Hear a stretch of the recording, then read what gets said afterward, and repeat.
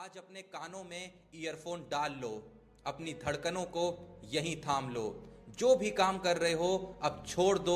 कोई भी आस पास अगर कुछ भी बोल रहा है तो उससे भाई बस 5 मिनट चुप हो जा, इतना बोल दो।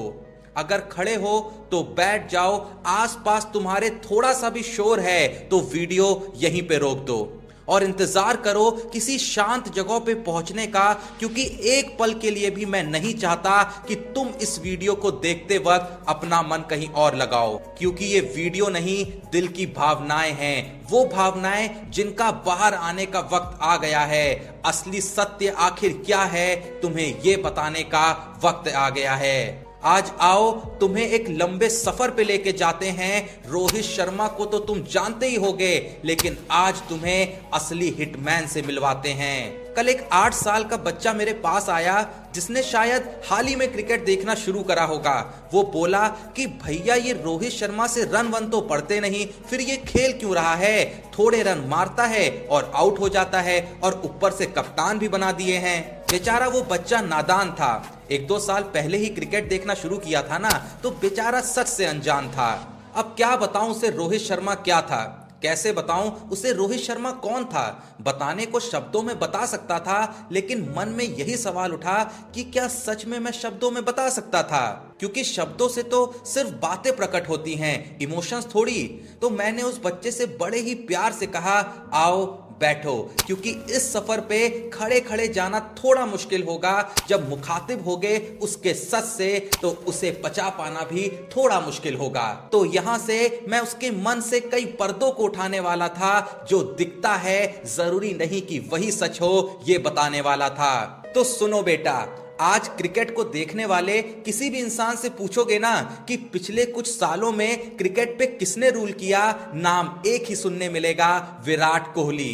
किसी से भी पूछोगे क्रिकेट का बादशाह कौन, नाम एक ही सुनने मिलेगा, विराट कोहली। किसी से भी पूछोगे क्रिकेट का किंग कौन, नाम एक ही सुनने मिलेगा, विराट कोहली। और किसी से भी पूछोगे क्रिकेट का दूसरा नाम कौन, नाम एक ही सुनने मिलेगा, विराट कोहली। बच्चा कंफ्यूज होने लगा, बोला कि मैंने तो आपसे रोहित शर्मा के बारे में पूछा था, आप मुझे कोहली के बारे में क्यों बता रहे हो? सवाल कुछ और था, जवाब कुछ और ही दिए जा रहे हो। मैंने बोला कि बेटा मैं तुम्हें विराट कोहली क्या है इसलिए बता रहा हूं, कोहली का भौकाल क्या है इसलिए समझा रहा हूं, क्योंकि मैं तुम्हें यह बताना चाहता हूं कि उस वक्त जब रोहित शर्मा उसके साथ में खड़ा होता था ना, तो हर मैच में लीड एक्टर रहने वाला विराट कोहली भी सपोर्टिंग रोल में आ जाता था। जो विराट कोहली किसी भी दौर में, किसी भी वक्त में, किसी भी अंतराल में शांत नहीं हो सकता था, जब रोहित शर्मा का बल्ला चलता था तो उसका बल्ला भी शांत हो जाता था। जिस विराट कोहली को देखने के लिए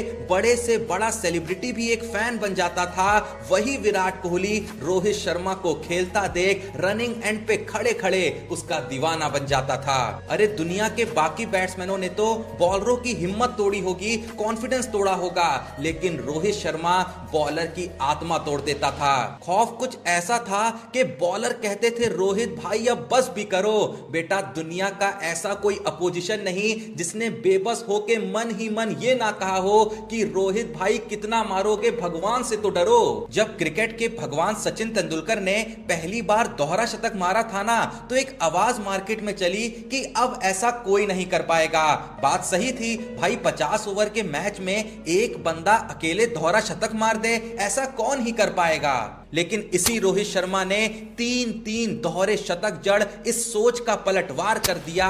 एक ही मैच में अकेले 264 मार क्रिकेट के सारे ज्ञानियों को बीमार कर दिया। कहते हैं जब रोहित चलता था तो बड़े से बड़ा बॉलर घबरा जाता था, और अगर रोहित एक बार 50 क्रॉस कर गया ना, फिर तो वो मानो सठिया जाता था। धोनी से लेके कोहली तक कोई भी कैप्टन हो, सबने एक ही बात कही थी कि अगर कभी भी सुपर ओवर होगा तो रोहित ही जाएगा, क्योंकि अगर रोहित चल गया तो 6 बॉल का काम 3 में ही हो जाएगा।